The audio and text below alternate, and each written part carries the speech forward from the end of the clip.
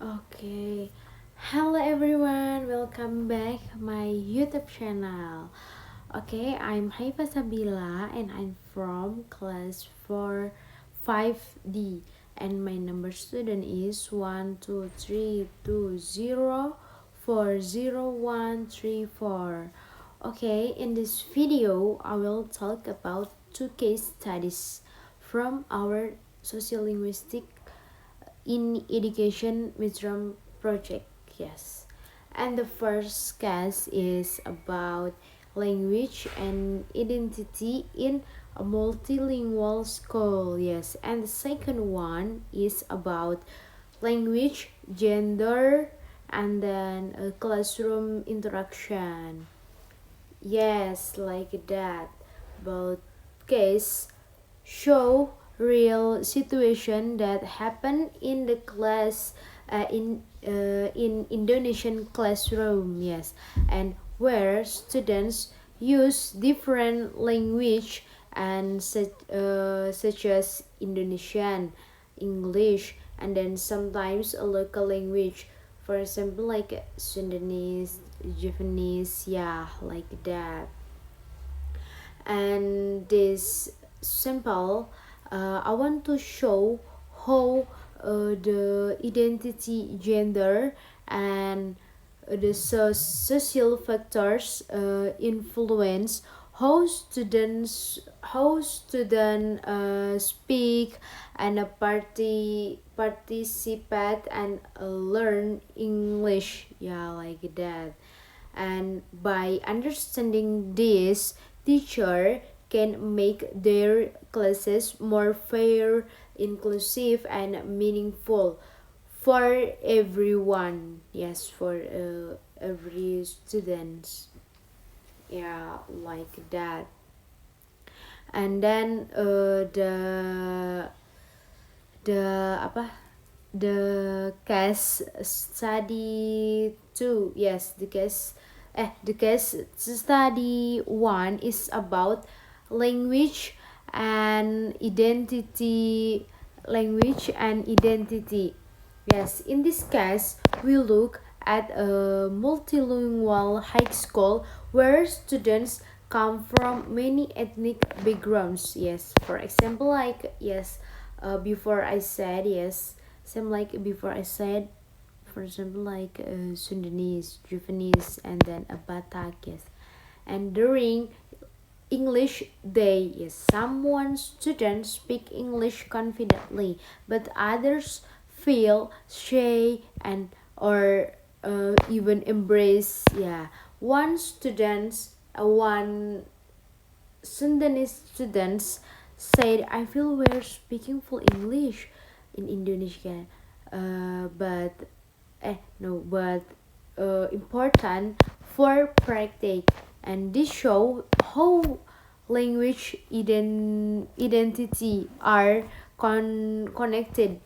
Yes, some students think English make them sound modern or educated, yeah, while others think speaking full English feel unnatural or even like showing off, yeah, like that. And from a sociolinguistic point of view, this case involves language and identity, and then language ideology, and then the last attitudes toward English. Yeah, like that. And English often has what Border calls a symbolic power. Yeah, it represents our education, global communication, and then social status. Yeah, but at the same time, it can make some students feel less confident or different from their friends. Yeah, like that. And as teachers, we should help students see English as a tool for communication and then not as a symbol of being better or smarter. Yeah, like that. And then we can also let them use code meshing or translating, yeah, so they can mix language naturally when learning. Yes, the student can mix language.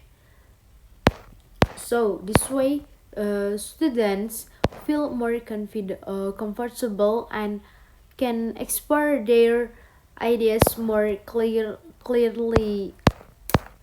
Like that. And case study 2 is about language, gender, and classroom interaction. In the second case, we see that male students often dominate classroom discussion, yes, while many female students hesitate to speak, yeah, like that. And some girls whisper in Indonesia or Sundanese because they are afraid of making grammar mistake. And for example, like one student said in Indonesia, saya takut salah grammar, nanti diketawain, ya, like that. And this show that gender rules can influence how students use language in the class, yeah, like that. And male students often feel more confident to speak, while female students are more carefully or afraid of being judged, like that. And from a sociolinguistic view of this case is related to language and gender, and then classroom discourse, and the last is about power relations, like that. So according to 10 anecdotes, men and women often have a different speaking style. Yes, the men actually usually speak to show confidence or status, yeah, while women speak to build connection and compression, yeah, like that. So when teachers don't balance classroom participants, the girl might speaking less, not because they are weaker, but but because the classroom culture gives more space to boys, like that. So to fix this, teachers should create equal opportunities for everyone, yes, for example, like give actual turns to speak, yeah, or endorse teamwork and peer support, yeah, like that. And focus on student idea instead of perfect grammarly, yeah. So when students feel respected and safe, both boys and girls can speak confidence and improve their English skills, like that. So from podcast, I learned that sociolinguistics is not just about language lures or grammar, and but in sociolinguistics explain about a people and identity or power, yes. In real classroom, every language choose student make reflect who they are and how they see themselves, like that. And as a teacher, we should respect linguistic diversity and make sure every student, no matter their gender or background, yeah, because feels including. And I realized that the key to effective English teaching in Indonesia are inclusivity, respect, and awareness. Yes, so by applying sociolinguistic understanding, we can become teacher who empower students to speak proudly and confidently, not just in English but as themselves, yeah, like that.